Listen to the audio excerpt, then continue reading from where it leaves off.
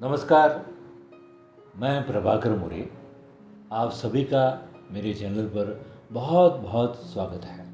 और आज एक ऐसे कलाकार के बारे में मैं जानकारी आपको दूंगा जिन पर कृपा है ईश्वर की। और कहा जाता है कि ईश्वर के करीब आदमी जब होता है तो उसका डर खत्म हो जाता है, वो अभय हो जाता है। और जिन्होंने गीत रामायण से प्रसिद्धि प्राप्त की है, उनसे आज छोटी सी मुलाकात करने जा रहे हैं। वह हैं इंदौर की शान अभय मांडके।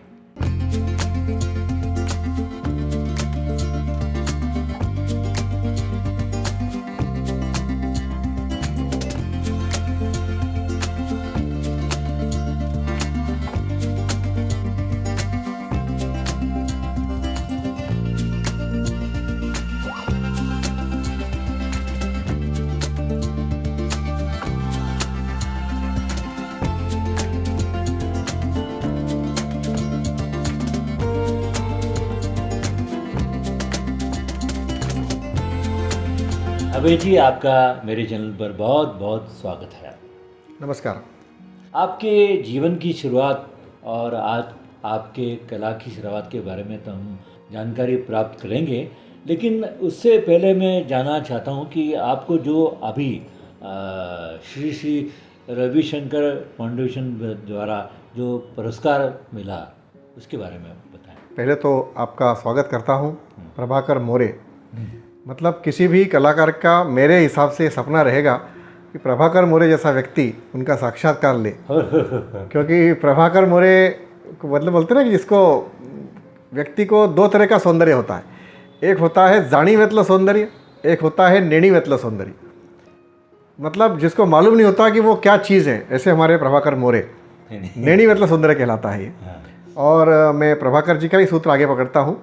जैसा उन्होंने कहा अभयम, तो गीता के 18वें श्लोक में भगवान कृष्ण ने भक्त के दो लक्षण बताए हैं। पहला लक्षण बताया है बाह्य लक्षण, उसे कहते हैं प्रसन्न वदनम, अर्थात वदन मतलब मुख, जिसके मुखमंडल पर सदैव प्रसन्नता रहती है, समझ ले वो भक्त है। और दूसरा लक्षण बताया है भक्त का अभयम, अर्थात भक्त कभी डरता नहीं है, क्योंकि उसे मालूम होता है कि उसका बाकी कोई नहीं बिगाड़ सकता जब तक वो नहीं चाहेगा। और इसी का दूसरा नाम आत्मविश्वास है। मैं बहुत स्वागत करता हूँ इस चैनल पर। और अभी जनवरी को मुझे जनवरी माह के अंतिम पखवाड़े में श्री श्री रविशंकर जी के यहाँ से कला सारथी सम्मान से सम्मानित किया गया। और मैं बड़ा भाग्यशाली हूँ कि उस सूची में पद्मश्री पद्मभूषण ऐसे लोग थे, तो मेरा नाम इंदौर के डॉक्टर पुरु दधीच साहब और विभा दधीच जी ने सजेस्ट किया था। ये मेरे लिए भी सौभाग्य की बात है कि इतना बड़ा आदमी जो नृत्य के वटवृक्ष हैं, और आज ही उनका जन्मदिन है, आज वो 85 वर्ष पूर्ण कर रहे हैं, डॉक्टर पुरु दधीच। तो बड़ा सुखद संयोग है कि उनके रिकमेंडेशन से या उनसे पूछा गया होगा तो उन्होंने मेरा नाम इसमें शामिल किया। तो आपने गीत रामायण की शुरुआत कैसे की? जी, मैं पहला थोड़ा सा गीत रामायण के बारे में बता दूं, क्योंकि गीत रामायण हिंदी भाषियों के लिए अपरिचित है। गीत रामायण मूलतः मराठी की रचना है, और इसके जो रचयिता हैं, कवि हैं, उनका नाम है पुणे के गजानन दिगंबर माडगुलकर, जिन्हें गदी माँ कहते थे। और वे सिद्धहस्त कवि के साथ उन्हें आधुनिक वाल्मीकि कहा जाता है। उन्होंने इस गीत रामायण की रचना की। गदी माँ का परिचय ऐसा है कि 2 आंखें 12 हाथ फिल्म की पटकथा इन्होंने लिखी है। इतने बड़े कवि थे। और इसको संगीतकार मिले जिनका नाम है स्वर्गंधर्व सुधीर फड़के, जिनका गीत ज्योति कलश छलके आप सुनते हैं।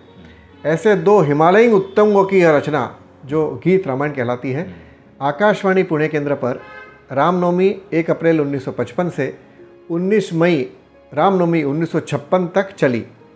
और इसमें 56 गीतों को एक एक प्रसंग सुनाए गए, और उस प्रसंगों को लवकुश प्रभु रामचंद्र के सामने सुनाते हैं। ऐसी कथा का नाम है गीत रामायण।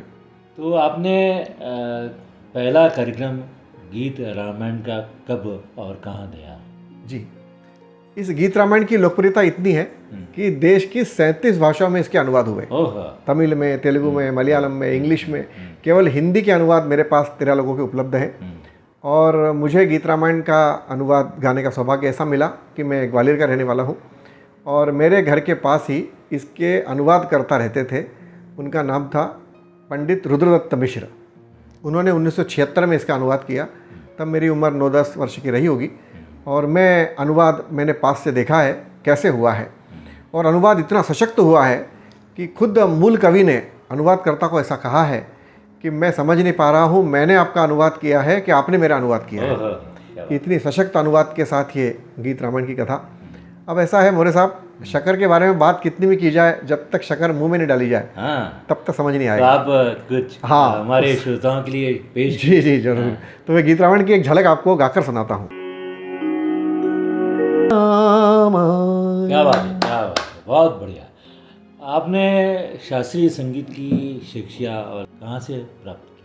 जी, मैं ग्वालियर का रहने वाला हूँ और मेरी जन्म स्थान मेरा ग्वालियर है। और मेरी माँ संगीत की शिक्षिका ग्वालियर हायर सेकेंडरी स्कूल में थी। अच्छा। उनका नाम है उषा वजे। वो अपने समय की बहुत अच्छी गायिका थी और आज भी 84 वर्ष की आयु में मेरी आई का जो सुर लगता है, बस मतलब लगता है कि इससे बढ़िया सुर नहीं हो सकता। क्या बात, क्या बात। और उन्होंने 59 में एमए किया था संगीत में, तो मैंने घर से ही पहले संगीत सीखा। उसके बाद मुझे ग्वालियर के कीर्ति स्तंभ पंडित बाला साहब पूछवाले जी का सांगीतिक सानिध्य मिला और मैंने उनसे संगीत की बारीकियों के संबंध में जाना।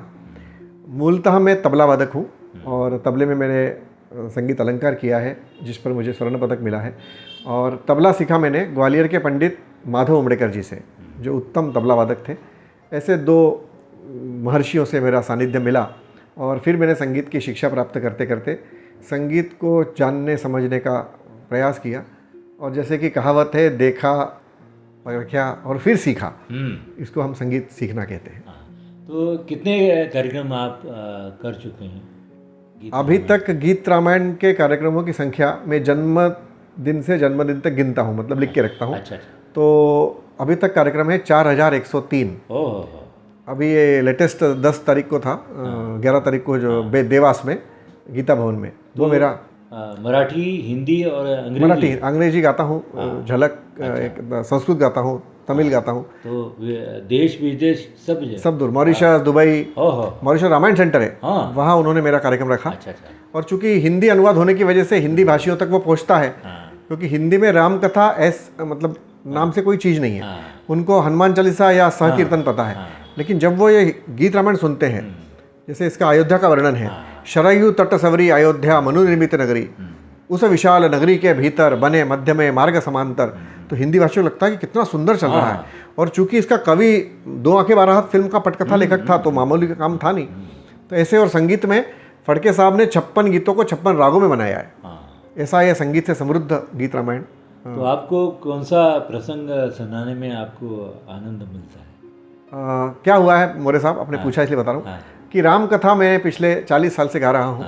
और जब इतने प्रयोग कर चुका तो पहले केवल गीत रामायण के नाम से ही गाता था, मराठी गाता था, मराठी लोग मुझे बुलाते थे। 2017 में एक ट्विस्ट हुआ। मेरा कार्यक्रम था महाराष्ट्र मंडल जयपुर में। तो मैं जहाँ रुका था वाल्मीकि नगर में, वहाँ उसी दिन दोपहर को एक 4 वर्षीय बच्ची पर दुष्कृत्य हुआ था। 14 वर्षीय पड़ोसी ने किया था। तब मेरा शाम को कार्यक्रम था और मैंने लड़की की माँ को सड़क पर पागल होते देखा। वेड़ा सरकी मुलगी आई चक्राला होते मुलीची, 4 वर्षीय बच्ची का शव पड़ा हुआ था। तब मेरे दिमाग में ये मस्तिष्क में कौंधा कि राम कथा अपनी जगह ठीक है, लेकिन इस राम कथा से कुछ समाज जागरण किया जाए। तो फिर मैंने उसी दिन अपने कार्यक्रम का स्वरूप बदला और उसका नाम रखा 12वीं पास राम, 12th पास राम। फिर जैसा कि इस अमूल होता है, सनातन बाकी तरफ से मेरा थोड़ा विरोध हुआ। तो फिर मेरे को बड़ी परेशानी आई। तो फिर मैंने बाबा साहब तरानेकर जी जो संत हैं यहाँ पर, उनको बीच में लिया। मैंने उनसे कहा कि मुझे नाम नहीं बदलना है, क्योंकि मेरी रामकथा नई है, उस रामकथा लोगों तक पहुँचने का मेरा रास्ता नया है। तो फिर उन्होंने बीच में मध्यस्थता करी और पत्रकार से बात की पुणे में, और इसका अर्थ स्पष्ट किया। 5 कर्मेंद्रियाँ, 5 ज्ञानेंद्रियाँ, 1 बुद्धि, 1 मन, ऐसे 12 स्तर पे जो पास होता है उसे 12वीं पास कहते हैं। क्या बात, हाँ, क्या बात है। और तब समझ आता है जो कुछ है वो तेरा है, और तेरा ही रामराज्य है। तो ये प्रसंग मुझे सुनाने बड़ा अच्छा लगता है। और फिर संघ प्रमुख दत्तात्रेय होसबोले साहब ने इसको सुना BHU में, और इन्होंने नामकरण किया है द्वादशोत्तम राम। ऐसा मैंने एक नया संकल्पना लाई है कि 12वीं के बाद विश्वामित्र को कैसा राम अपेक्षित है, जो समस्या का तुरंत हल निकाले और जो जिसमें राजा के सारे गुण हो। जैसा कि वाल्मीकि महर्षि ने पूछा था नारद जी से कि सांप्रत ऐसा वर्तमान में राजा कौन है जिसकी मुझे आयन मतलब रामायण लिखी जाए। तब ऐसा मेरे भी मन में प्रश्न आया, तो मेरे को समय की आवश्यकता लगी कि बच्चों की भाषा में जब तक हम बात नहीं करेंगे तब तक बच्चे कथा सुनने नहीं आएंगे। तो फिर मैंने मॉरिशस में मेल भेजा, वहाँ राजेंद्र अरुण करके थे, उनसे मेरा संपर्क हुआ। योगेश अग्रवाल जी हैं मॉरिशस में जो रामायण सेंटर के प्रतिनिधि हैं, वो मुझे इंदौर में मिले। मैंने उन्हें अपनी नई रामायण सुनाई, तो बोले भाई ऐसी है क्या आपके पास? मैंने साहब अब कथा 2 मिनट की ऐसी है कि 12वीं का रिजल्ट आता है, राम जी का मेरिट में प्रथम स्थान प्राप्त होता है, पुणे में थ्योरी में नंबर है 100 में से 150, बच्चों की भाषा है। और उसी वर्तमान पत्र में छोटी सी खबर है, 4 वर्षीय बच्ची के साथ दुष्कृत्य, जिसको मैंने वहाँ से जोड़ा। विश्वामित्र राष्ट्र संत हैं, सिद्धाश्रम में बिहार में प्रार्थना चल रही थी, वेद मंत्रों से हमें है वंदे वंदे मातरम, वो भी मैं आपको गा के सुनाता हूँ। वेद मंत्रों से हमें है वंदे वंदे मातरम, वंदे वंदे मातरम, मातृभूमि मुक्तता का मंत्र है यह भारती, लाखों देते वीर इसमें प्राणों की है आहुति, आहुति से सिद्ध है ये मंत्र वंदे मातरम, वंदे वंदे मातरम, वंदे वंदे मातरम, भारत माता की जय, भारत माता की जय। विश्वामित्र उठकर खड़े हो जाते हैं। इतना संवेदनहीन समाज, 4 वर्षीय बच्चे के साथ दुष्कृत्य। हमारे पर जो सेना के रक्षण कर रहे हैं हमारे सैनिक, जो घुटने घुटने तक बर्फ में खड़े हैं, वो किन राक्षसों का कर रहे हैं? इनका। तो शत्रु तो पहले यहाँ अंदर है। तो विश्वामित्र वो दोनों वर्तमान पत्र लेकर दशरथ की सभा में प्रवेश करते हैं। तो गीत रामायण का एक गीत है, ज्येष्ठ मुझे दशरथ दो पुत्र तुम्हारा, यज्ञ रक्षणार्थ वही योग्य हमारा, ज्येष्ठ तुझा पुत्र मला देहि दशरथा। दशरथ जी विश्वामित्र को आराम से बैठालते हैं, आज की भाषा में ठंडा वंडा पिलाते हैं, समस्या पूछते हैं। तो कहते हैं साहब मैं राक्षस विघ्न डालते हैं, तो मुझे राम लेने आया हूँ। अब वाल्मीकि रामायण के अनुसार राम जी की आयु है 15 वर्ष। अब 15 वर्ष के किसी पुत्र को किसी पिताजी कोई क्यों देंगे? युद्ध के लिए। हाँ, युद्ध के लिए, वो भी युद्ध के लिए। दूसरा, मांगने आए हैं, इसका मतलब इसके जीवन की गारंटी क्या है? सबसे बड़ा प्रश्न ये है ना। और दूसरा, कंफर्ट जोन में राम रह रहे हैं, आसान नहीं है महल से नंगे पैर बाहर ले जाना। तब दशरथ जी ने कहा कि मेरे बच्चे सुकुमार हैं, फलाना ठिकाना। तो साहब ऐसा करता हूँ, मैं आपको 2 ऑप्शन देता हूँ। पहला ऑप्शन आज की भाषा में मराठी में दिया, इथे येऊन यज्ञ करा, मैं आपको लाइट साउंड टेंट माइक सब अयोध्या में देता हूँ, वाई शुड इन बिहार, भाई राक्षस विघ्न डालते हैं, खत्म। दूसरा ऑप्शन, मुझे ले चले, वाई शुड राम। विश्वामित्र मैं आपको बता दूं, एकमात्र ऐसे ऋषि थे जिन्होंने 60,000 वर्षों की तपश्चर्या से गायत्री मंत्र का सृजन किया था। गायत्री मंत्र वाणी चातुर्य का सिद्ध मंत्र है। जिसको वाणी सिद्ध करनी हो, गायत्री मंत्र में 24 अक्षर हैं, ओम भूर्भुवः स्वः तत्सवितुर्वरेण्यम, और वाल्मीकि रामायण में 24,000 श्लोक हैं। प्रति 1000वें श्लोक की शुरुआत गायत्री मंत्र के पहले अक्षर से होती है। मतलब ओम से पहले 1000, भू से दूसरे 1000, भ से तीसरे 1000, खड़े में गायत्री मंत्र है तो आड़े में वाल्मीकि रामायण। ऐसे सिद्ध ऋषि लेने पहुंचे थे। उन्होंने उत्तर दिया, राजन, देश की शहर की समस्याएं जहां होती है उसका हल वहीं जाके निकाला जाता है, दिल्ली में बैठकर गली की समस्या हल नहीं की जा सकती। दशरथ राजा उठ के खड़े हो जाते हैं, मुझे ले चले, मला घेऊन चला। विश्वामित्र हंसकर कहते हैं, राजन, राष्ट्र को युवा चाहिए, कब तक सफ़ेद बालों को काला करके अध्यक्ष सचिव बने रहेंगे समाज में। फिर मेरा अपना नियम ऐसा है कि आपकी संस्था को यदि मेरा कार्यक्रम दूसरी बार करवाना हो तो संस्था का सेक्रेटरी 40 साल के अंदर होता है तो मैं कथा करने जाता हूँ। संस्था का सेक्रेटरी 45 साल पर आरक्षित किया जाए, तभी नई पीढ़ी आगे आएगी। केवल कहने से काम नहीं चलेगा, नई पीढ़ी आगे आती नहीं।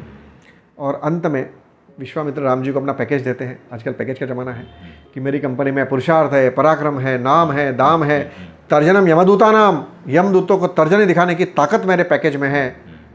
आणि हळूच सांगतात कि मेरा पैकेज विथ मैरिज है। ऐसे बच्चों की भाषा के साथ इस राम कथा को।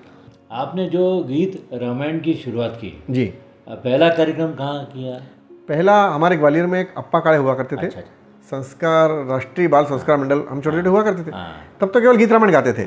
फिर जैसे जैसे प्रगल्भता बढ़ी, रामायण में सोच बढ़ी, फिर मॉरिशस में मुझे बुलाया था, तो मेरे वहाँ 39 रामायण मैंने पढ़ी, कम्मन रामायण, अलग रामायण। फिर मैं ये समझा कि प्रत्येक युग की अपनी अपनी रामायण है।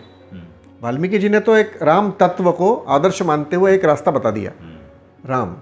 राम की परिभाषा भी मेरी ऐसी है कि रमनते इति रामः, हाँ। जिसमें रमण हुआ जाए वो राम है। और उसको उन्होंने मूर्त रूप दिया, लेकिन वो मानव कथा थी। हाँ।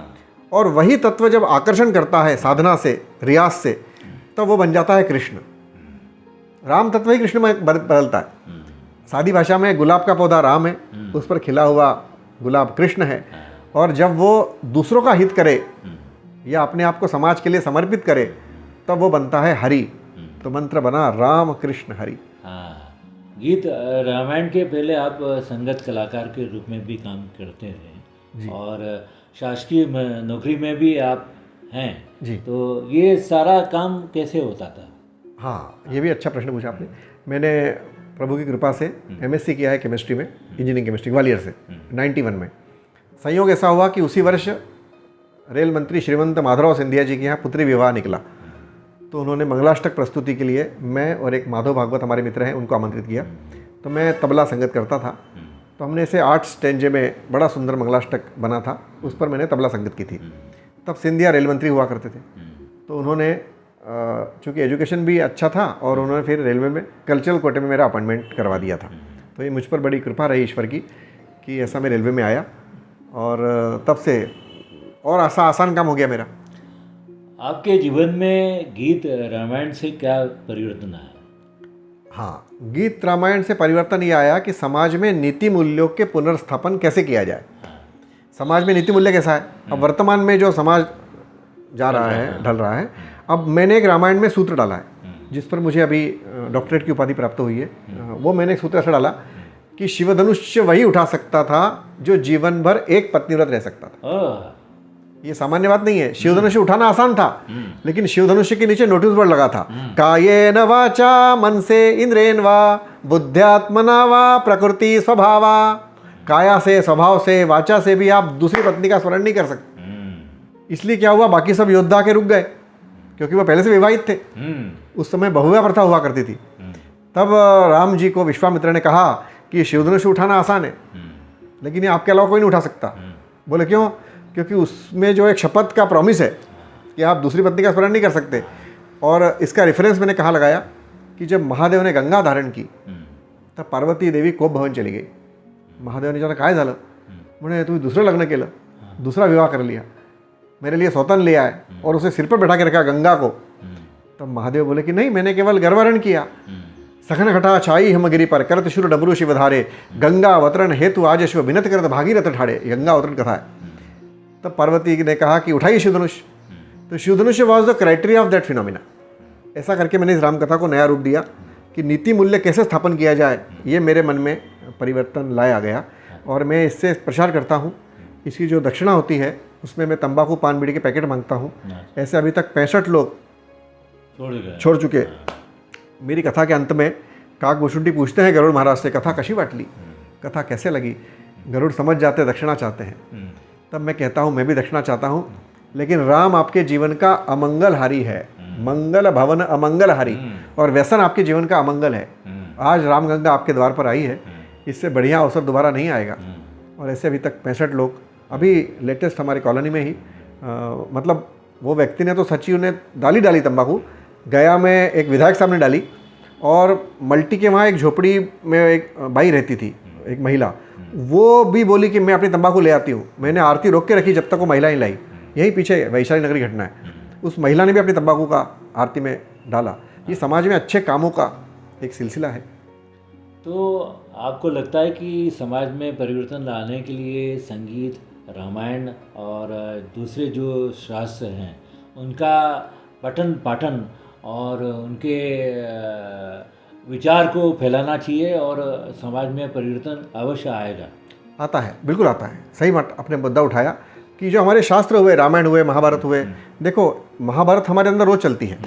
आज भी अपन भाई भाई के झगड़े देख रहे हैं। वसीयत में ये कागज़ छिपा के रखा हुआ है, वो कागज़ दिखाया जा रहा है, बड़े का द्वारा हड़पा गया है। ये सब कथा आज भी वैसे है। उस समय शास्त्र में बाण चलते थे और आज ये वसीयत के कागज़ चलते हैं। तो इसको रामकथा से जोड़ने का तरीका मैंने ढूंढा। अभी कानपुर के पास एक गाँव है छिबरा मऊ, कन्नौज के पास, वहाँ मेरी 2 साल पहले कथा थी। तो मैं जिनके यहाँ रुका था उन परिवार का नाम है बुंदनवार, वो नाम भी बताने में हर्जा नहीं है। उनके दोनों भाइयों में बैर था पिछले 20 साल से। उनकी माँ 6-6 महीने दोनों बेटों के पास रहती थी। तो उस दिन 30 मई थी, तो 31 तारीख को वो माँ नीचे आने वाली थी। उसका छोटा बेटा जीने से सीढ़ियों से नीचे ले जाता था।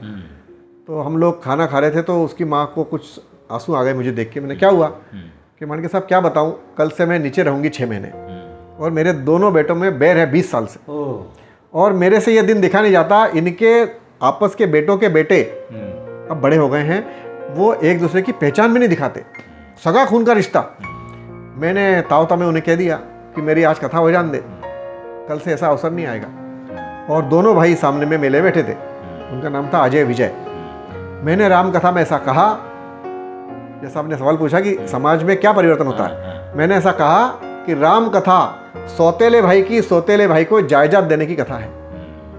सौतेला भाई सौतेले भाई को 14 साल बाद जायदाद दे रहा है। आज बड़े बड़े बाड़े टूटकर फ्लैट्स का रूप धारण कर लिया है। नीचे सगा बड़ा भाई रहता है, ऊपर सगा छोटा भाई रहता है।